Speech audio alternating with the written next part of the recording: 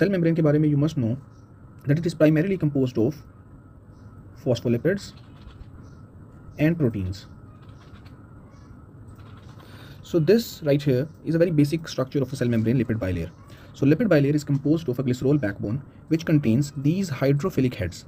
Each head is attached to two hydrophobic fatty acid tails. So this is the hydrophilic head and two fatty acid tails. These tails face towards each other. That is why it is known as a bilayer.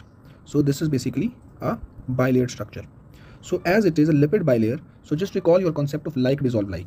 So anything which is lipid soluble, it can pass through this membrane easily. Examples क्या हैं? Like oxygen, like carbon dioxide. और यहाँ पर एक important high yield point add कर दूँ that later on we will study the mechanism of action of steroid hormones. तो वो they act on the nucleus. So nucleus में जाने के लिए they have to cross this membrane. So because they are lipid soluble, so they can easily cross this membrane and enter the cell.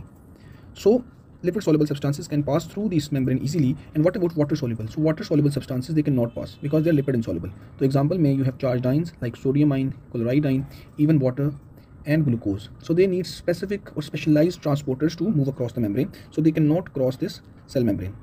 इसके अलावा in the structure of cell membrane there are certain proteins. अब कुछ proteins हैं which are embedded or anchored to this membrane. So these proteins are known as integral proteins.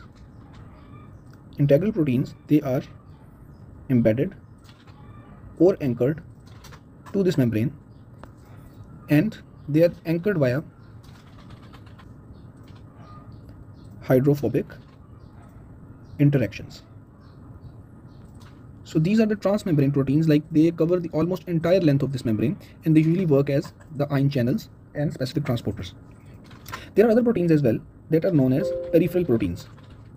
These peripheral proteins, they are not embedded, not anchored, rather they are loosely attached and they do not cover the entire length, may be present just like here.